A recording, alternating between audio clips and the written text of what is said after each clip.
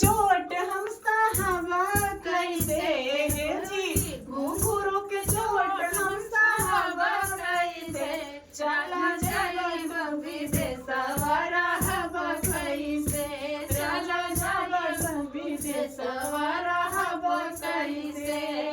घुंघरू के चोट हम साहबा कैसे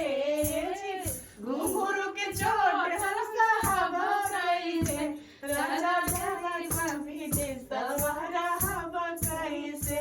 राजा जाई विदेशवा रहब कैसे। सासू के बोलिया करंट जैसे लागई, सासू के बोलिया करंट जैसे लागई, ससुर के बोलिया जहरा जैसे लागई, ससुर के बोलिया जहर जैसे लागई, ननदी के बोलिया साहबा कैसे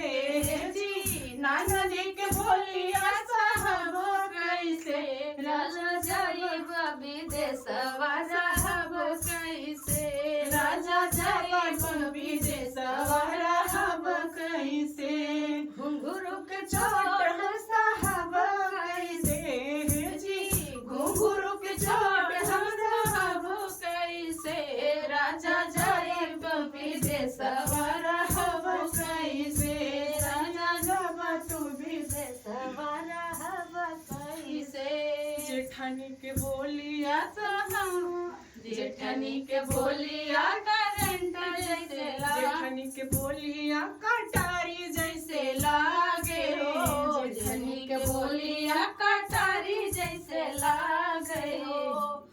जेठवा के बोलिया छुरी जैसे लागे हो, जेठवा के बोलिया छुरी जैसे लागे हो, देवरा के बोलिया साहबा कैसे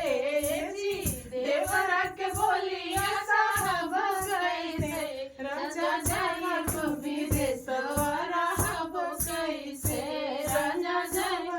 विदेशवा रहब कैसे, घुंघरू के चोट हम साहबा कैसे हे जी, घुंघरू के चोट हम